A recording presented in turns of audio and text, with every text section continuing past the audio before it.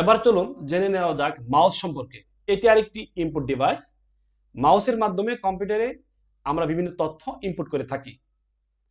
মাউসে দুই ধরনের পোর্ট থাকে, একটি হলো পিএস2 পোর্ট আর একটা হলো ইউএসবি পোর্ট। পিএস2 পোর্ট হলো একটু গোল। এটা মূলত আগের যে মাদারবোর্ড ছিল এই মাদারবোর্ডগুলোতে বেশি ব্যবহার করা হতো। ইভেন আগের যে কম্পিউটারগুলো ওই কম্পিউটারগুলোতে দেখা যেত। বর্তমানে যে কম্পিউটারগুলো রয়েছে এবং মাদারবোর্ড রয়েছে এই মাদারবোর্ডগুলোতে মূলত ইউএসবি পোর্টের আমরা মাউস দেখতে পাই। বর্তমানে আমরা দুই ধরনের মাউস আমরা বেশি দেখতে পাই। একটা হলো তার সহ ইউএসবি যুক্ত মাউস আর একটা হলো তারবিহীন ওয়্যারলেস মাউস। শুধুমাত্র রিসিভার দিয়ে এটা মূলত ব্যবহার করা হয়, তারের কোনো হ্যাসেল থাকে না। মাউস ব্যবহার করা হয় মূলত কয়েকটা কাজে।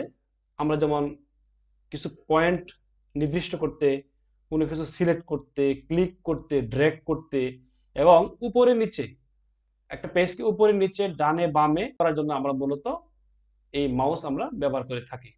এই মাউসের মধ্যে মূলত দুইটা প্রধান পার্ট রয়েছে, একটা হলো ক্লিক আর একটা হলো রাইট ক্লিক। আমরা যদি খেয়াল করি যে প্রথমে রয়েছে একটা লেফট ক্লিক আর একটা রয়েছে রাইট ক্লিক। এই দুইটা ক্লিকই হলো মাউসের সবচেয়ে গুরুত্বপূর্ণ বিষয়। এছাড়াও আমরা দেখতে পাচ্ছি একটা বল বা চাকার মতো রয়েছে, এটাকে বলা হয় স্ক্রল হুইল। এটা দিয়ে আমরা এই পেজের নিচে থেকে উপরে, উপরে থেকে নিচে আমরা স্ক্রল করতে পারি। এছাড়াও আমরা মাউসের পিছন সাইডে আমরা যদি দেখি একটা লেজার লাইট রয়েছে।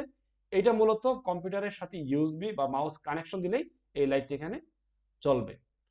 তাহলে আজকে আমরা এই ক্লাসের মাধ্যমে মোটামুটি মাউস সম্পর্কে জানলাম। এবার চলে যাই নতুন ক্লাসে।